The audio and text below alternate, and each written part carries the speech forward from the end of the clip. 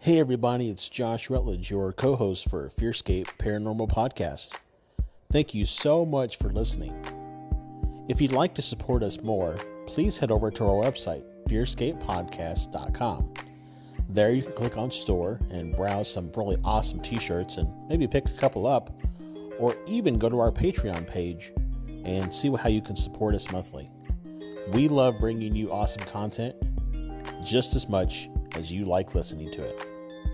Enjoy the show. The following program is presented for entertainment purposes. WCHQ does not necessarily endorse the ideas presented.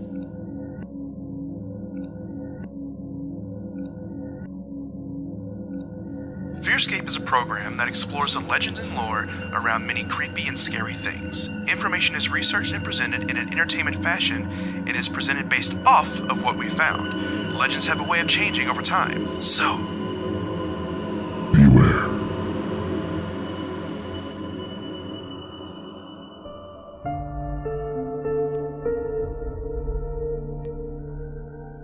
FearScape.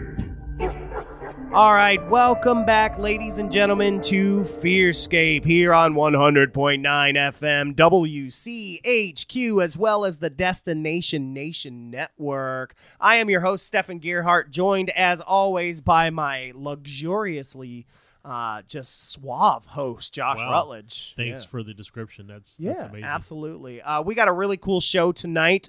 We are going to be talking about Native American monsters and creatures, and so much lore there that we had to trim the fat. Oh, yeah. Barely scratching the surface tonight. That's right. And we have a very, very special guest in the studio, one of my favorite people in the world, one of my friends, musician, local R&B artist. What did you say? Urban soul? Is that right? Yes. Yes. I love it. Man, this is Rob Lee. Give it up.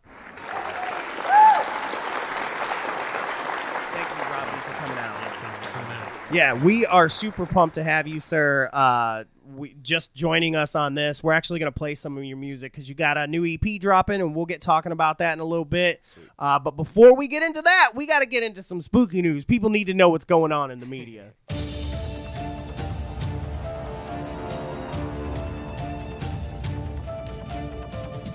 All right, what do we got? Luxuriously suave. Yep. So this comes from MUFON. An Ohio witness in Hillard reported watching a triangular object with bright lights and a dark aura around it in the sky, according to testimony in the case. The witness was out walking their dog on August 2nd at 8:30 a.m., and this is what they had to say. I was in a field walking my dog when I saw a bright light coming from low from the north. I couldn't hear any sound coming from what I thought was a plane. I started to run thinking a plane was about to crash. I stopped when I saw it kept the same altitude. It flew right above me. It was triangular shape, about the length of a helicopter, way too big to be a drone. Yes, indeedy. Yes, indeedy. A lot of these MUFON reports, it's always funny. They're always out walking their dogs. Yeah. And so, we're about to move to an apartment, and so we're going to have to start walking our dog. And So I'm going to just be like, in the lookout. eyeball in the sky now, man. Well, hey, when I go out to roll the trash out to the curb or something like that, I look up. Why do I imagine you literally rolling a bag of trash? Like you're just rolling it. Like it's full of leaves or something? Yeah. Who? Not that kind of roll. Can I ask a question? Who? Yeah. Who do these people report these stories to? MUFON. So MUFON stands for the Mutual UFO Network. UFO Network. And so they are a huge organization, have been around for a very long time. And so a lot of times they'll either pick up something and reach out. So sometimes media picks it up, and so MUFON will reach out to them. But you can also report it to MUFON. And this, we get so many stories from MUFON. It is just hundreds daily. The lights that I saw that night in my house, I thought about reporting that to MUFON. Do it, man. Really? Because if nothing else, it gives me a chance to talk about the podcast. Exactly. There you go. And so, yeah, that's what people do. And, there's government agencies or things like that. There's a big shared network of people that work together, but MUFON is the biggest one. Wow. But yeah, thank you. Is that all we got? Yeah, that's all we got. Tweeny Daney. Yep. From there. All right.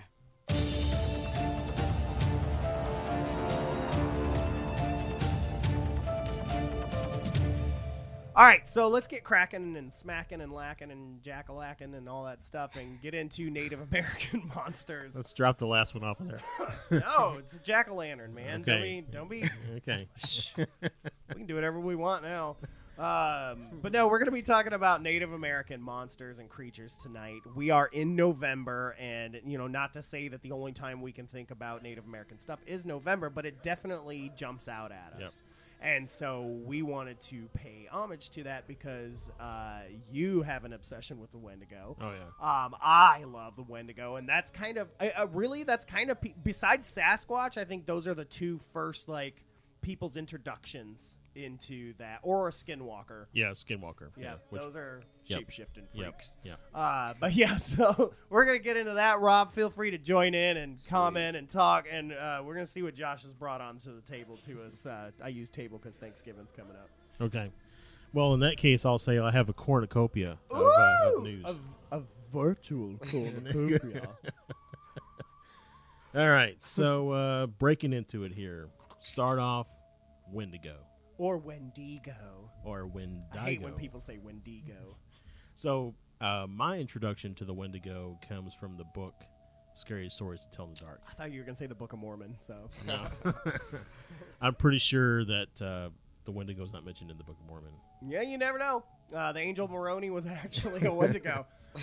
But no, yeah, you're right. I didn't even think about that. That would have been mine, too. Would have been But I mean, that always just, that story, man, it just creeped me out. I can still almost remember all the kind of sketch work and everything that was in the book. Oh, yeah. It was just, So that was That's what I should have used. We were on Great Day Live recently, and Yeah. so we were talking about this upcoming episode, and I should have grabbed that picture from Scary Stories to Tell in the Dark. But yeah, I mean, it's just anything like that that's kind of sketched. Like it's not really a drawn picture, just sketched. It just always seems like it's more creepy anyways. Yeah. So yeah, we got the Wendigo. So the Wendigo basically comes from mostly it's the tribes up in the Nova Scotia, Canada, Northern Forest, all that kind of stuff in there. And it's mainly because it happens kind of in the wintertime mostly is when you find Wendigos and things like that. And so it tends to stay more wintry in those areas for longer. Yeah, even up towards the Great Lakes and stuff. Yep. So this, Native American Algonquin tribes is where the Wendigo lore comes from. But it's basically a mythological man-eating creature or evil spirit. The Wendigo is described as a monster with some characteristics of a human, or as a spirit who has possessed a human being and then made them become monstrous. Its influence is said to invoke acts of murder, insatiable greed, cannibalism, and the cultural taboos against such behaviors. Interesting. So, definitely have heard the cannibalism. Yeah. But one thing I didn't hear was that it was a spirit that would possess a human and then cause them to essentially change into the monster. That's even scarier. Yeah, it is. To think that you yourself could become the Wendigo without it's very like demon possession. Right. Yeah. Well, there's some other stuff that I found. I don't remember if I included it in the research, but that said that Wendigo, if you were a Wendigo, you had the ability to make other Wendigo. Okay, so like a vampire. Like a vampire type thing. So if you were... if you needed a family... Well, it says that like if you were vulnerable, like if you were already kind of doing, greedy type things, then you were more susceptible to being bitten or created into a Wendigo. Great. So it's almost like a pheromone of some sort, Yeah, or if you think about the whole evil spirit idea, then your character is diminished because you're doing certain things, and so you're more susceptible to that evil spirit coming in and so. Yeah. But so as the tale goes, the Wendigo was once a lost hunter. During a brutally cold winter, this man's intense hunger drove him to cannibalism. After feasting on another human's flesh, he transformed into a crazed man-beast, roaming the forest in search of more people to eat. So, there are different versions of the Wendigo legend, Dude's hungry. They say different things about things like his speed and his agility. Some claim he is unusually fast and can endure walking for long periods of time. He's a $6 million monster. Others says he walks in a more haggard type manner, as if he's falling apart. But again, thinking about the Wendigo and its influence on people, speed wouldn't necessarily be a skill. Unlike other carnivores, the Wendigo doesn't rely on pursuing its prey in order to capture and eat it. Rather, one of his traits is the ability to mimic human voices. Yes. I've heard this. This is what creeps me out. This is the same thing. Waverly has spirits that'll do that. Those doppelgangers or different things like that tend to mimic human voices. So have you ever heard this is a really odd thing, but have you ever heard a peacock call? Yeah. Sounds like help. It sounds like a woman screaming help, right? Mm-hmm. So it's kind of this, I remember one time I was out fishing with some friends, and we were coming back, and we heard this woman screaming, help, help, and we thought something was going on, but it was because this guy had peacocks that he kept in his farm. So yeah, it was wow. So just think about, you're out in the woods, it's snowing, there's snow all over the ground, it's dark, it's cold, and you hear this person maybe yelling your name or yelling help. You go to investigate, next thing you know, your lunch. Boom, you're Wendigo. You're welcome. Yeah. So wow. You can't even move from that. That sucks. You can't even move from that. I would- You're so stuck. How do you? When are you getting to the part where you escape the Wendigo? How do you overcome this gruesome spirit? Run. Yeah, run, I guess, because Don't trust nobody. he may or may not be slow. I don't know.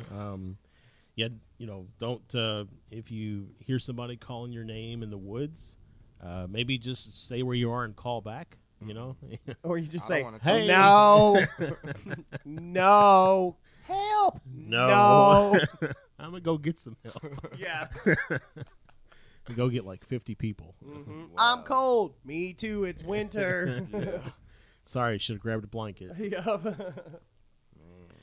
So yeah, it goes on to, there's a bunch of different tribes, all part really of the Algonquin speaking peoples that believe in this Wendigo lore.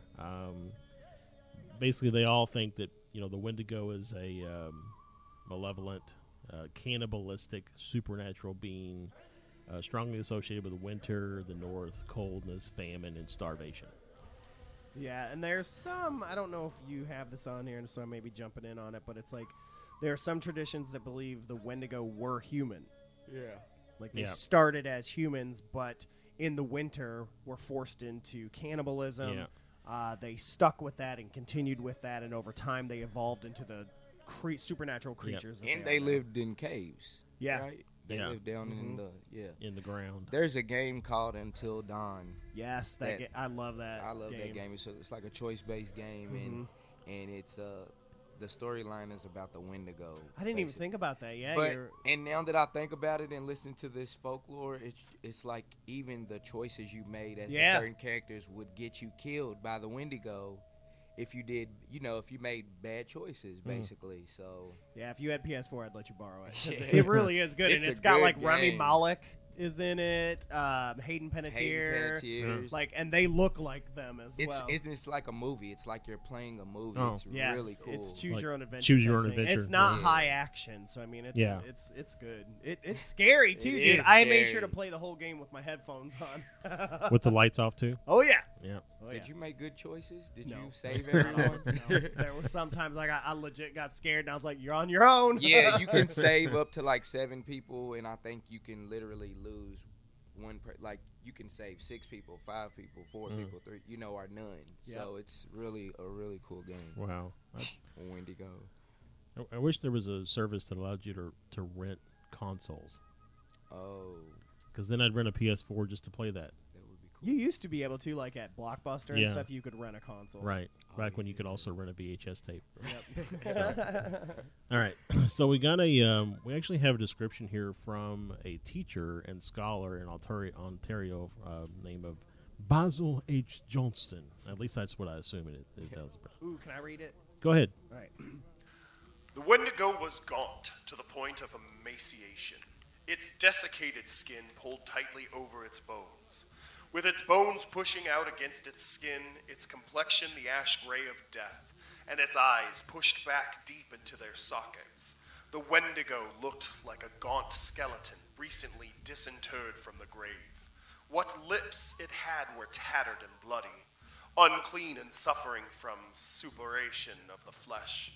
The Wendigo gave off a strange and eerie odor of decay and decomposition, of death and corruption.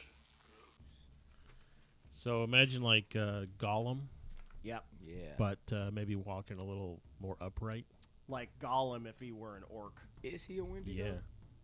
No. No. I don't think Maybe. he's- Well, Yeah. Maybe. I mean, he is a cannibal. Yeah, he is a cannibal. Though it's the ring that made him Yeah. what he was. Right. It ruined his Which heart. is greed. Yeah, it is Yeah. very much greed. So Very much greed. yeah, we just solved the Hobbit. Yep. You're Wow. welcome. Hashtag Gollum is a Wendigo. So I'm not even gonna try to pronounce some of the names of these tribes. Just say that they're Algonquin peoples. So, but Wendigos are often described as giants, many times larger than human beings. And whenever the Wendigo ate another person, it would grow in proportion to the meal it had just eaten, so it would never be full. That sucks. That's a really cool way to explain hunger. So it's like Maybe that's what happened to Galactus. Like, he used to be just a dude. Yeah. But he just got bigger and bigger until he had to eat planets. Like, So it's like hashtag Galactus is a Wendigo. He's a Wendigo. So I mean, it's kind of like so he's big and emaciated and full, but yet always hungered because he's constantly growing. So, which I guess where you come into the giant aspect, right? So, I guess the bigger the Wendigo, the more people it had consumed. Right. So, which the image that you did showed like a really big Yeah. Wendigo. Like he held the girl. Like he in held his the girl one in his hand. one hand. So I mean, he had been. Well, it's interesting because if you'll remember Apache Chief from Super Friends, that was his like superpower was getting big. Hashtag Hashtag Apache Chief is a Wendigo. Wendigo. So yeah, the Wendigo is seen as the embodiment of gluttony, greed, and excess. Never satisfied after killing and consuming one person, they are constantly searching for new victims. So let's talk a little bit about human Wendigos, cannibals. In some traditions, humans overpowered by greed could turn into Wendigos. So this again gets back to like maybe the spirit aspect. Right. So hashtag Jeffrey Dahmer was a Wendigo. What does Jeffrey Dahmer keep in his shower? What? Head and Shoulders. What does Jeffrey Dahmer keep in his fridge? Arm and Hammer. Oh yeah, didn't know if I was ever going to be able to use those jokes again, but we bring them back. Yeah. So, Just a reminder to take my improv class. right. Humans could also turn into Wendigos by being in contact with them for too long. So, this part right here is confusing. So you're in contact with the Wendigo, but you're not dead. Like Well, it's I not mean, consuming you. Think about it being an airborne disease or a King Kong scenario. Or maybe it's like the ice creature thing from Star Wars. He catches Luke, hangs him up in his cave. He's going to eat him later. Later, yeah. So then if Luke hangs around too long. Right, and then his wife accidentally ordered pizza, and next thing you know, like, he's turning into a Wendigo, and Right. it's just awkward. Yeah, hashtag Luke is Wendigo. All right, so there is a ceremony that certain tribes perform. The one of them looks like it says ass and bone. Yeah, it does. So. I don't want to offend anybody. I don't either. I'm just saying it's. Yeah. I think it's a Cinnabon. Probably. It's interesting too. One of the tribes in here is the Cree, which isn't that from? That's Kree. If you're talking about Marvel. Okay. Yes. But maybe somebody stole it. I don't know. It's possible.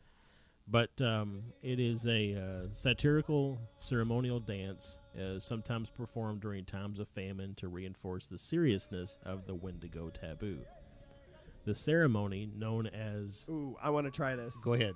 Wendigo Kanazemoen. That's a pretty good try. Wendigo Okanzehimoen. Yes. We'll go with that. That's crazy long. Yeah, that's... I'm sure it sounds better from someone speaking the native tongue. Sure. Was performed during times of famine and involved wearing masks and dancing backwards around a drum. Interesting. So, have you ever tried walking backwards? Mm-hmm. Have you ever tried dancing backwards? It sucks. Yeah, so whoever got picked to be in that drum circle.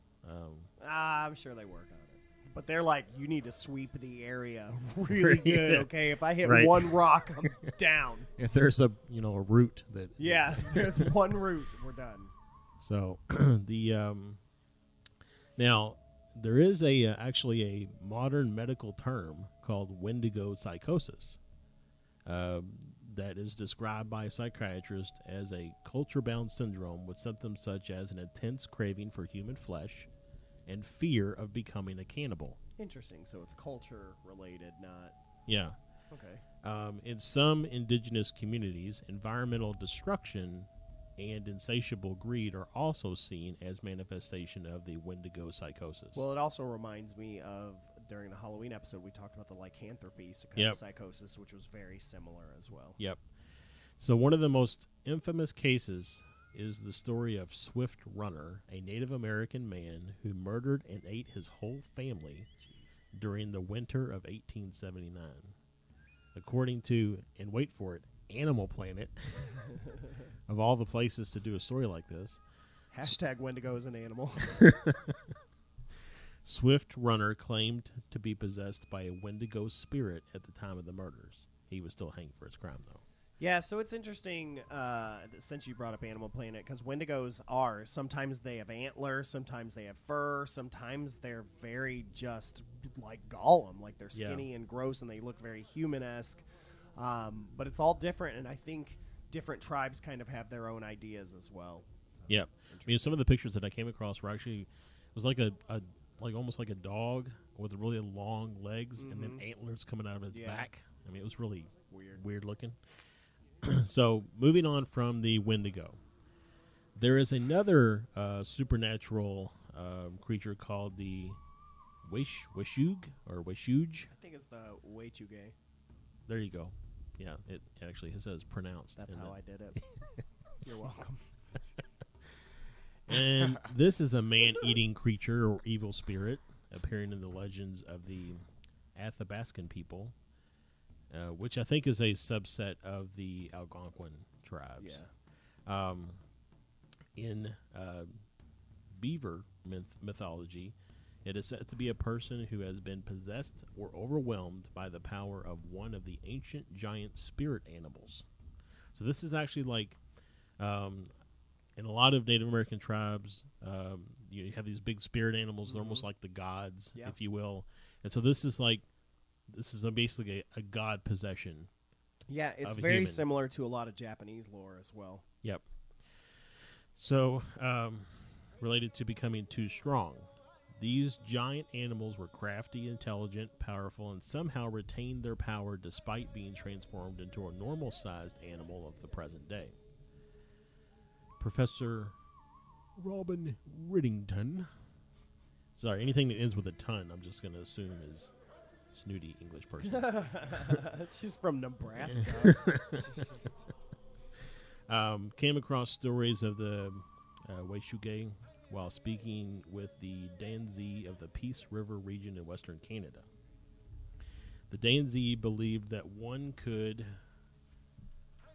become Wechuge by breaking a taboo and becoming too strong. Examples of these taboos include a person having a photo taken with a flash, listening to music made with a stretched string or hide, such as a guitar music, eating meat with fly eggs in it. Okay. Well, this is, you'd think. Yeah, this I is, know. you I know. We didn't always have refrigeration and all that kind of stuff. So, like the Wendigo, the Wechuge seeks to eat people, attempting to lure them away from their fellows by cunning.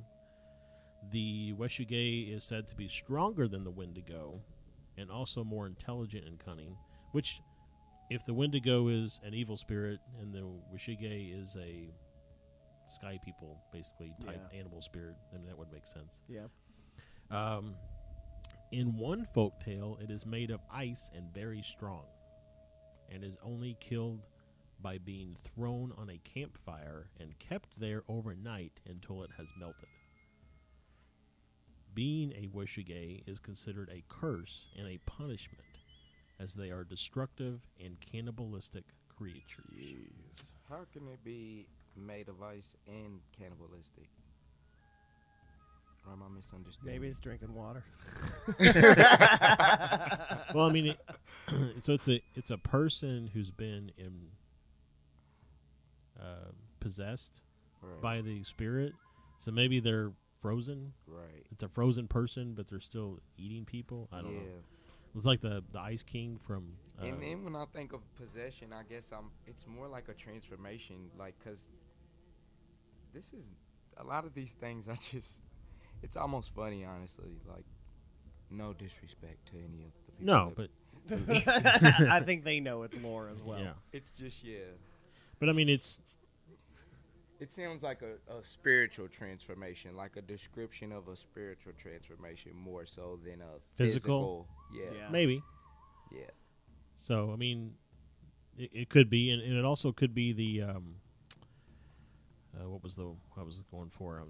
Oh my goodness. Oh, so think about some of the possession, like demonic possessions in people. Yeah. Some of those stories, like, people change, right? Yeah, they change. So, I mean, it could just be that the possession causes those changes to actually occur. Wow. I mean, I was talking to somebody the other day about all of these types of things, and most of the stuff we talk about on the program, and they were saying, do you think any of this stuff is real? And I said, well, I think that people, our ancestors, thought it was real enough, and that as we, as a people, have matured and our brains have, our brain capacity has increased, we've dismissed a lot of these things as being just an ignorant person not understanding why something is the way it is, right. and using lore to explain it. But I think sometimes maybe we do ourselves a disjustice that maybe these things do exist and go bump in the night, and we assume that somebody just created this story, but maybe it was actually true. So have you guys seen the movie The Ritual on Yes. Netflix? Isn't that a Wendigo in that? It's very similar, yeah. Like, but that's like a German or Norwegian film. Yeah. And so it deals with their lore, so it's something based off that, but it's very similar. It looks just like that. I mean, like, I just pulled up some pictures and stuff on Google, and it does. I didn't even think about that, but yeah, if you haven't seen The Ritual, it's really good. It's a foreign film, but you can watch it dubbed. Yeah. But it was way better than I thought it was going to be. It's so good. Yeah. Man. But it's definitely that cobbled together creature. Well, and there's a lot of lore across the world that shares similarities. I noticed. I'm So- noticing. Yeah. I mean, in you mentioned in Japanese lore, there's some similarities, and then we have all these peoples who at the time probably had never interacted with each other yet have similar lore. Begs the reason that are these the same creatures that exist in multiple places, Right. just described or Just interacted. described through their eyes Yeah. and their experiences Right. to make sense of it. Yep. I agree. Wow. So moving on, the Nunyan. None you know we. It's my aunt. Which Nununui is what I think it is. which comes from the Cherokee lore, and it basically means dressed in stone. Okay, so we're getting our golem type creature. Yeah. So it is described as a human-like being with a skin as hard as stone, which no weapon can pierce. It carries a magical cane which points out victims and has other magical powers. Despite its monstrosity, is that right? Monstrousness. There you go. Whatever. Apple. You say. Yeah. You say apple, I say apple. Yeah. Hashtag Apple was a Wendigo. It is described as a powerful sorcerer or medicine man. It devours human beings, interact with spirits, and can control people's minds. Interesting. So when you've got a creature that's not human, is it technically cannibalism? That's what Thinking about the Wendigo going back, is it? I guess It's just hard for us to not feel like we're at the top of the food chain. Maybe the cannibalism is what causes the transformation into Wendigo. Right, and there is. That's what I said. There's some lore that backs that. You have to eat some human meat before any of these things can happen. You could turn to ice. You could turn to stone. Ooh, that's a good idea. That's a good thought. That all of these things are like your own personal hell that happens instantaneously. when you. So. Crap, I accidentally swallowed a fingernail. What do you think happened to Jeffrey Dahmer, okay? Before that, he was just a guy at school. Just a guy working at Radio Shack. We've all snapped, Yeah. We're all got the Wendigo. So, according to myth, the Nunyuwiniwi was led by its cane to a village. However, the village had been warned in advance by a hunter who had spotted the creature in the mountains. The medicine man warned the villagers that, though the monster would be very difficult to kill with weapons, it could not bear the sight of a menstruating woman. Okay, so it's just a Republican. Like a boomer. Right, So baby boomer Republican. Wow. So 7 such women were assembled and placed in front of the village. After the monster had seen them all, it was weakened so much that it could not move. No, bro. No. Is that Kotex? Red Bull is not the only thing that gives you wings. All of these myths take such a dynamic turn. It's like, okay, I understand. Yep. And then it's like, boom. Like, I mean, listen, though, this is the first time menstruating women, though, are considered powerful, though, in a lot of, like, biblical culture and things like that. They were sent out of the village. Right. Here, it was like, you will defeat the monster that a weapon cannot defeat. Right. yeah. So, so much it could move. The medicine man then burned the creature, and its remains contained a great jewel and lumps of red paint. Okay. So this kind of, getting back to your golem reference, I think the golem is like mold. There's a bunch of different golems, but there's one made out of clay. You can mold it out of clay, and then you infuse it with something, and that makes it into a living creature. That goes off after. Yeah, and I think it's there's also like sacred text that you can roll up and put in their mouth, and that awakens them as well. Yeah. Yeah, I actually did a lot of research on the golem a little while ago, and there's actually a golem for pretty much every element. Yeah, and it's really cool, man. Yeah. There's a lot of lore, and that original silent film, the golem, is really, really cool, by the way. I haven't seen that. Yeah, it's good. All right, moving on.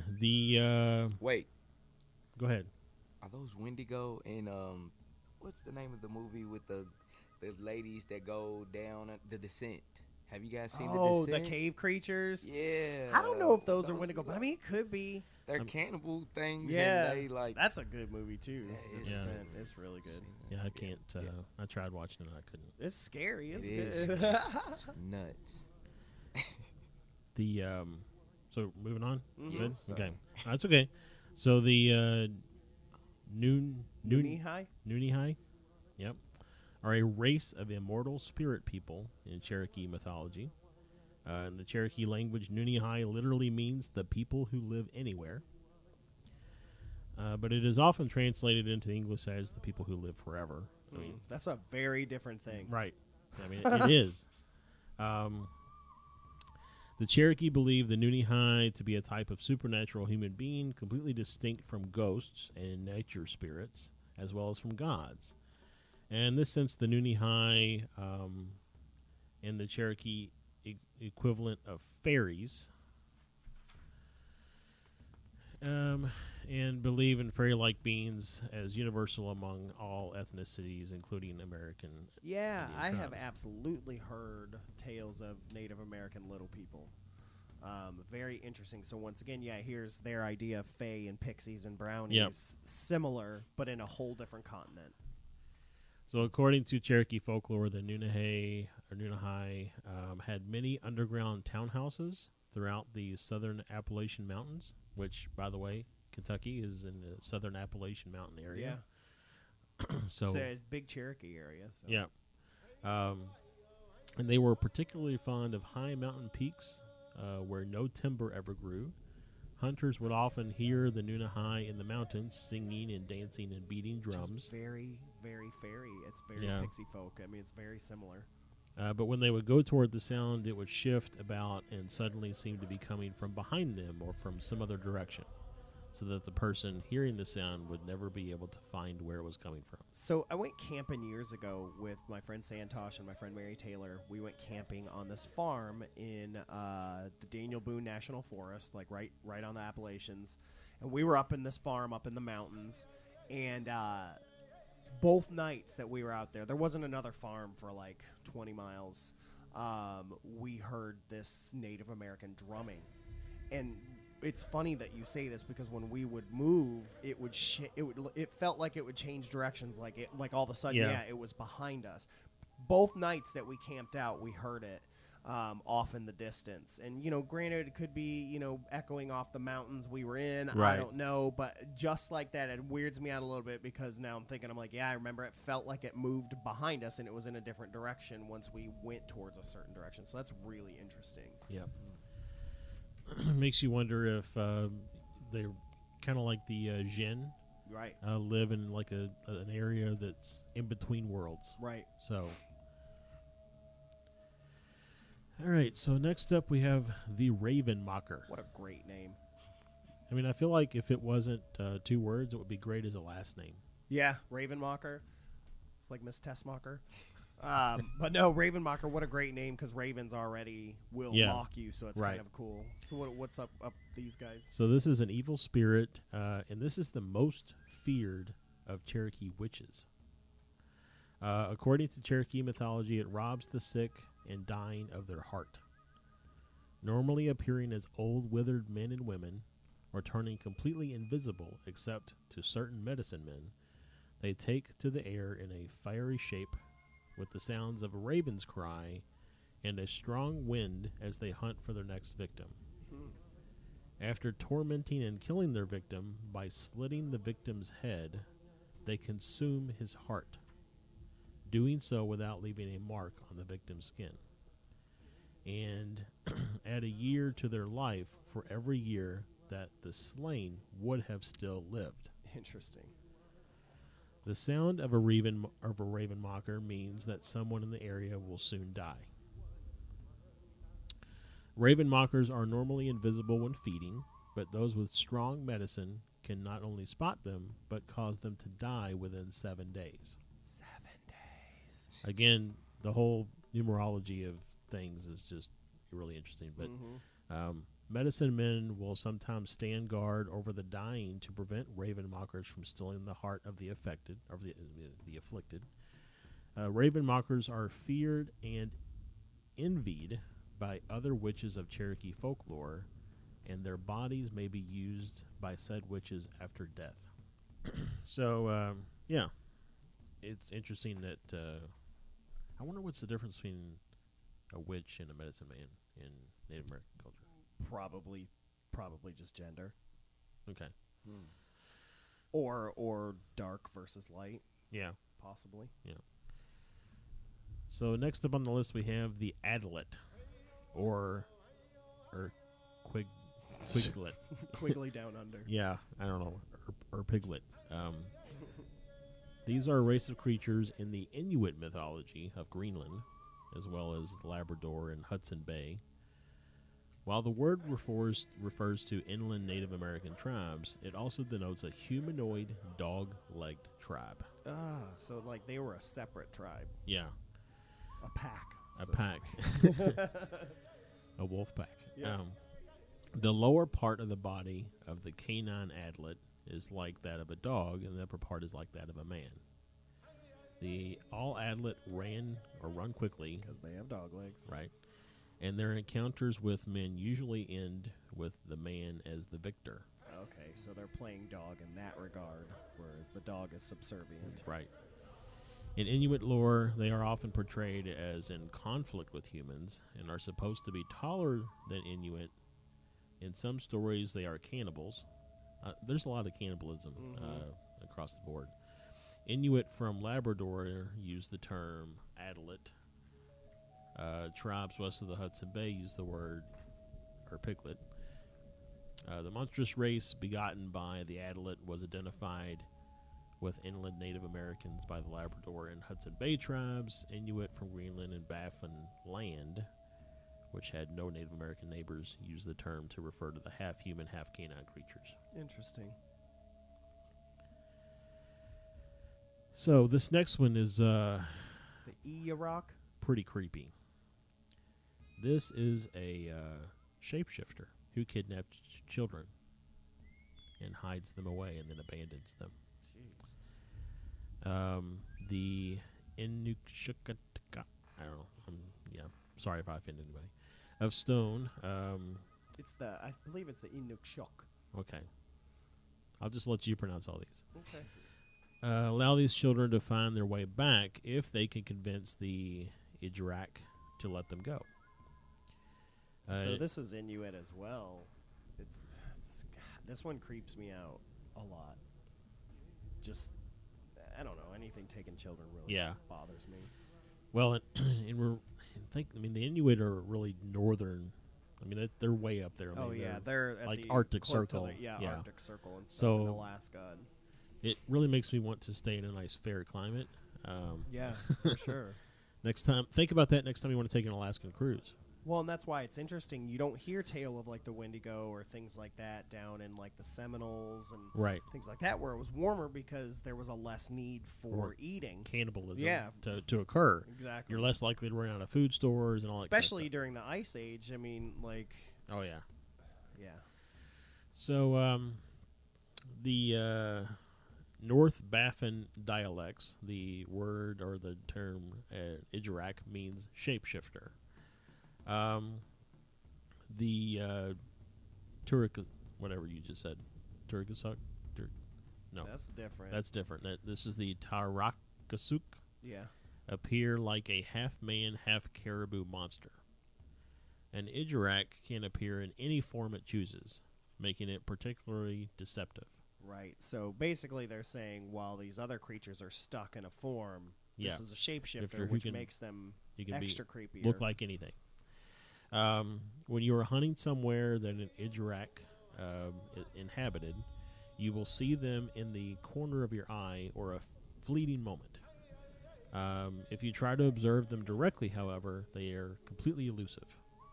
So it's like, you're walking through the woods and you feel like there's something moving off to the corner, and you look at it and there's nothing there. Mm-hmm. So that, I don't know, that happens to me all the time. All the time. If you in the Freeman's Cove area of Tuktoyaktuk, Tuktoyaktuk. There you go. I'm not very good at pronouncing these things. I apologize. So, Bathurst Island. Freeman's Cove is most notable as a stopover for the ship Intrepid, and also for the failed attempts by the infamous modern-day explorer Corey C. Butte. So I have a story that involves Mr. Butte, and we'll get to that here in just a second, but I want to touch on real quick that the Idrak are said to inhabit a place between two worlds. Not quite in this one, not quite out of the other one. So Which again, is one of our theories for most creatures. Right.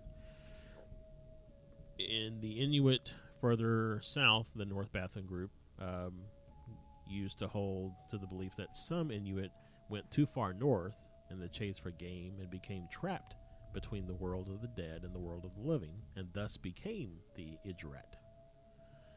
According to a small handful of surviving elders in the South Baffin region that are new, that knew these beliefs. The Inuit that are settled in Resolute Bay and Grice Ford are the shapeshifters or shadow people. So this is actually calling out. So the Inuit who are in Resolute Bay and Grice Fjord are the shapeshifters. Okay. That's what this is saying. Right. Because they went too far north, and so some elders will avoid being in presence of extreme northern Inuit, fearing they will be the evil Idrit. Because it's a shapeshifter. So I would. Right. I get it. I get it. So the home of the Idrit is said to be cursed, and one will lose their way no matter how skilled or familiar with the land. So you got this guy, Corey Butte, and his wife, Enugu, were said to be out hunting once on the small peninsula across from the Bay of Freeman's Cove. And Butte, despite being a renowned navigator, became completely turned around. While he and his wife had been there before, and they could clearly see the camp where their children were on the horizon, Butte had to closely follow the trail of disturbed shale and rock to get back. It is thought by many that this is a temporary disorientation was due to the influence of the Idrit. When Enugu and Butte finally returned to their children, they discovered a polar bear was circling the camp, sizing their children up for a meal. So again, this distortion caused by the Idrit. Potentially, this polar bear is actually an Idrit shapeshifter that's looking at the children. So yeah. A local hunter with considerable local knowledge, also of Resolute Bay, was said to have experienced this disorientation in the same place on a hunting trip the year before. The Inuit believe the Idrit do this to confuse Inuit people and to keep them from moving into the areas. Now, I do have a little bit of a plausible or something that's offered up as a skeptic's view, and that is one plausible explanation for this unusual phenomenon is likely related to large deposits of sour gas. Like, gas is already nasty, and then you're going to make it sour? Somebody knows my Uncle Bill. Of which can be disturbed by simply walking over tops of the pockets, causing them to expel the toxic gas hydrogen sulfide. Butte and Enugu made reference in their journals of inexplicable gatherings of a variety of animal remains in seemingly random and mysterious piles. This corroborates the thought that the gas is responsible for these occurrences. Gas and sulfur smoke have been reported in the area, as well as hot water springs discovered by the Amarillic family, all of which could cause a mirage, causing the traveler to see things such as Idrit. The gas, vapor, or pockets low in oxygen could also account for hallucinations and sensations of being watched. And I mean, it does say, like in some of the other stuff that I found, like that whole area is like a ring of dormant volcanoes and stuff like that. So, all that kind of stuff does release. Oh, yeah. I mean, up near Lake Superior, there's a ton of sulfur mines because it's just so prevalent. And a lot of wells up there are just so sulfur. You hear it called egg water quite a lot. It's pretty crazy. Yeah, so we just have scratched the surface. Yeah, there's so many more. We probably will revisit this again with new creatures, all that stuff. But a lot of crazy stuff, mostly cannibalism. Yeah, that seems to be a common theme, at least among the northern tribes. Yeah, I'd be interested to hit some of the warmer tribes, like the Seminoles and whatnot. Some of the folks out in like the Arizona, New Mexico area. Yeah, the Dene or the Navajo, which is the same thing, or the Apache, things like that. Yeah, I would very much be into that, or the Zuni. Yeah. But yeah, so that is kind of our light touch on Native American creatures. Very, very interesting. Thanks, Josh, for bringing that to us. Yep. Yeah. We got a little bit of time, and so I wanted to spin the narrative real quick to Rob because he's here. And one of the reasons we brought you on is because you're going to be releasing an EP.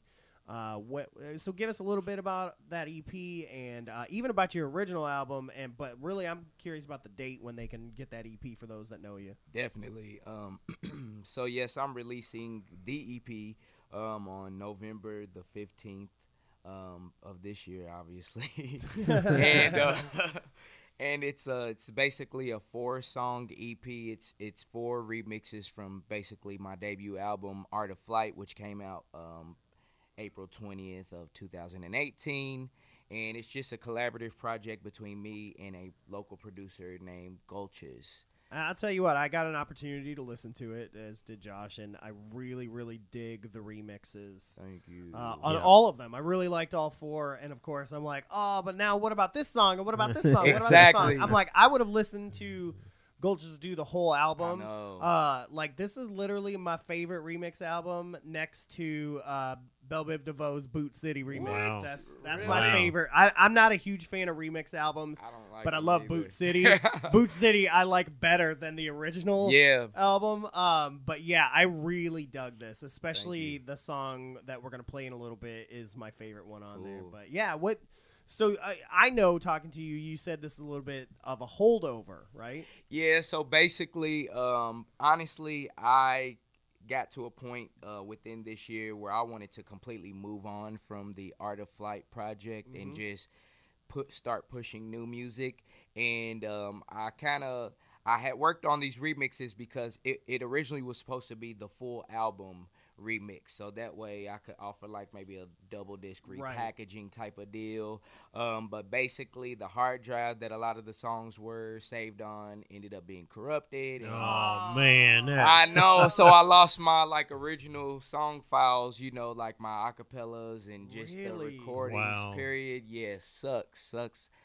Then definitely it's time to move on. Yeah, and really honestly, like that's what I'm taking it as. The guy, Gulches, he really pushed me to like basically release these. I had kind of let them out on SoundCloud and Tune, which is like a streaming site where you get paid in Bitcoin for your stream. So anyways, it was released on both of those platforms, and a lot of people responded to them well.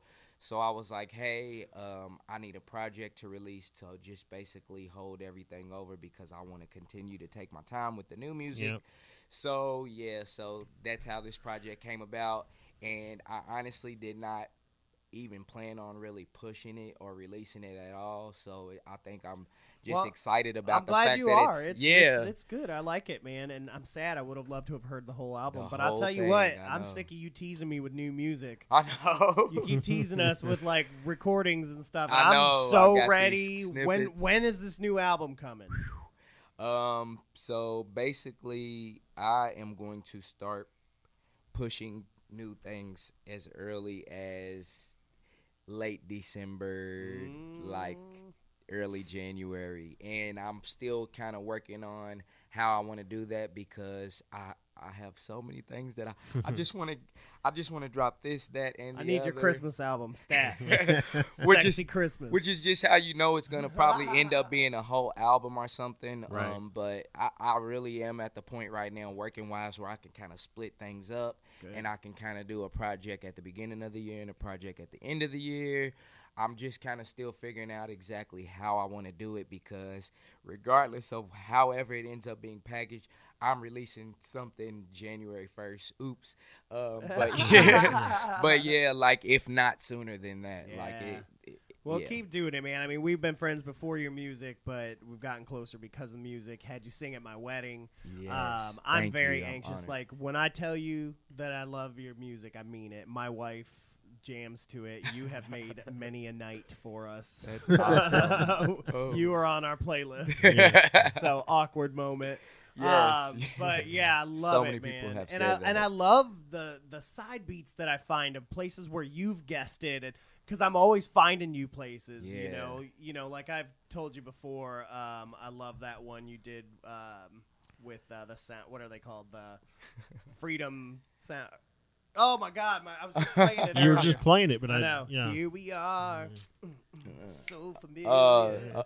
of Random Unison. Yeah. The Free Soul Effect. Free Soul Effect. Free That's Soul what it was. Effect. Yeah. God, I love that song. Yeah. And I've listened to their album. Like, because of you, it directed me to them. That Awesome. album's great. Yours is still the best track on there. Oh man, it's so many dope people. Oh on man, there. and then that reggaeton or whatever that was a cool cut. Oh Like, yeah, La Cama. Yeah, like, I'm with just telling Jill. you, I'm hardcore, man. I really like to I really don't like to limit myself as just R&B, and if I ever do get in a box of just R&B, like I want to bring R&B over a rock beat or R&B over a pop beat, or That's how like I've I always just been, really, but honestly, like I ultimately see myself in the future as like a rock star, more like on the Prince level. Honestly, Yes, please. I'm hoping that I learn to play a million instruments, you know, but honestly, like I know right now it's so boxed in here locally, you know, as far as that goes, but I see myself as keep on doing what you want to do. international. And so I want to play this cut.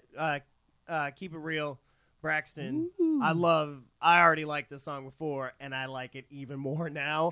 Man, Braxton's awesome, man. He is. You guys work very well together, and so Thank I you. want to play this cut for you real quick. You. I'm making it rain using these dollar bills, dollar bills. I'm making it rain using these dollar bills, dollar bills. I'm making it rain using these dollar bills, dollar bills. Just because I'm making it rain using these dollar bills, you ain't getting a thing. Maybe you need to chill. You need to stay in your lane. What can I keep it real? Can I keep it real? Can I keep it real? I'm making it rain using these dollar bills. You ain't getting a thing. Maybe you need to chill. You need to stay in your lane. What can I keep it real? Can I keep it real? Can I keep it real? I ain't looking for love in these clubs. I already tried that shit before. That's something I can do more than once. You be looking at me like you want me to be your sugar daddy, but I can't be. Try taking yourself less seriously. Just because I'm making it rain using these dollar bills, you ain't getting a thing. Maybe you need to chill. You need to stay in your lane. What can I keep it real? Can I keep it real? Can I keep it real? I'm making it rain using these dollar bills. You ain't getting a thing. Maybe you need to chill. You need to stay in your lane. What can I keep it real? Can I keep it real? Can I keep it real? I said, can I keep it real with you, lil' mama? I've been out here flexing, running up these commas. And you really think a young nigga about to go spend it on a boo? You up in the club every night thinking I'm gonna believe this shit true. Oh no, but goddamn girl, that ass fat. Devil in the red dress, how you love that? Might fuck it to the rhythm of the hi-hat. If you need a real nigga, baby, I'm that. Breaststroke, backstroke, that's a climax. Baby God, I'm the curse, about to ride that. Might make it rain on her if she like that. Cause I'm that nigga, baby, I'm that. I'm making it rain using these dollar bills. You ain't getting a thing. Maybe you need to chill. You need to stay in your lane. What can I keep it real? Can I keep it real? Can I keep it real? I'm making it rain using these dollar bills. You ain't getting a thing. Maybe you need to chill. You need to stay in your lane. What can I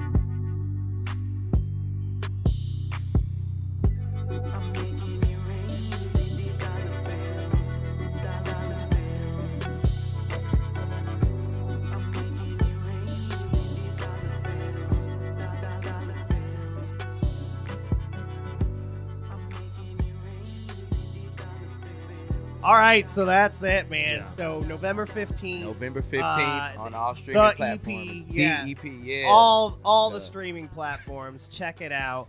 If you haven't checked out Art of Flight yet, that is also on all the streaming platforms. Go check it out. It's an amazing album. Thank you. Rob Lee, thank you so much for coming on and sharing that story with us, because speaking of stories, we got our listener story. This one comes from Haunted History of Kentucky. There was a woman named Belle on there who shared her personal story, and so this comes from Belle. I've lived in my house for 39 years. Everyone swears it's haunted, especially in the two front room of the house, which are the two original rooms. It was built in the 1930s or the 40s. There used to be an old woman who lived there. I don't know her history, but I have heard music which keeps me awake sometimes, and footsteps walking fast in the hallway. When my daughter spent the night with her new baby, she said she woke up to see a woman bending over the baby, but when she sat up in bed, the person disappeared. My oldest brother, aged 45 at the time, spent the night after our father died. He slept in one of those bedrooms and said he had a dream that he was floating near the ceiling but looked down at his sleeping self. He was so creeped out he wouldn't sleep in there anymore. There was even times we used to rent rooms to students while they spent rotations with local healthcare providers. Several of them voiced odd feelings like someone watching them while sleeping in that room. And even my granddaughter told me, at age 3, after spending the night while looking in that room, she said, "Mama, music comes from there." Strange stories indeed, though the house has always been friendly to me. So there's a lot going on there. Yeah. Music is definitely something that you hear quite frequently. It's really all focused in that one room. Yeah, It's just, in that one room, which is super creepy. I would love to really dig up some records on that house and see what's going on. See what's going on there. So, but remember, you guys, if you guys have a story like that, you can send them into fearscapepodcast@gmail.com. They don't have to be long. They don't have to be huge. They just need to be your personal experience. They don't have to be told like Edgar Allan Poe. Right. Just first person. Put it out there. Just put your experience. And, if it's a little chopped up, I can work it. We can make it just flow a little bit better. Just tell me your stories. FearScapePodcast@gmail.com. But we got to get out of here. Once again, thank you, Rob Lee, for coming on. We are so thankful. You are always welcome to come on whenever you want, whenever your next project drops, or just when you want to come hang out. Because we didn't even get a chance to hear any of your ghost stories. And I got plenty. So we might have you come on and do a Getting Spooky with Rob Lee. Might have to do down the road. We'll do that. I've seen a Wendigo before. That was my Uncle Bill, man. No, we gotta get out of here. Thank you guys so much for tuning in to FearScape here on 100.9 WCHQ. Check out the Destination Nation Network at Destination Comics/DNN. And we gotta go. So my name is Stefan, and I will catch you on the flip side. This is Josh. The truth is out there. Rob, you got anything to cut with? The truth is out there. I'm like in a flying saucer on my EP cover, so I'm really down with that. You are. Anyways, make sure you guys hold those blankets extra tight, and we'll catch you on the next one. Good night, folks. Good night. Night.